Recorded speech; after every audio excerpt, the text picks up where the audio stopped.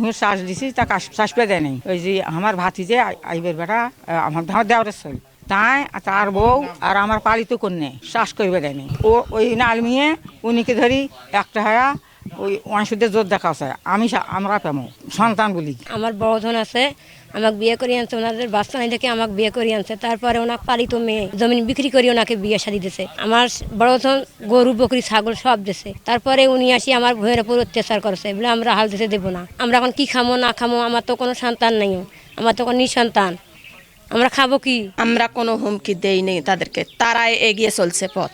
ওরা 2 আনার অংশের মালিক, তার তো বেশি না, তার উপরে ওরা যাইতে পারবে। 10 শতক বিক্রি করছে। টাকাটা গনে নিচ্ছে ওর স্বামী এবং ওর ছেলে। আমি তার কাছ থেকে দলিল করে নিছি, বাংলা কথা যেটা রেজিস্ট্রিকৃত একটা দলিল করে নিছি তার কাছ থেকে, ওই সোমা বেগমের কাছ থেকে। তা আমি ঠেক দেবো না?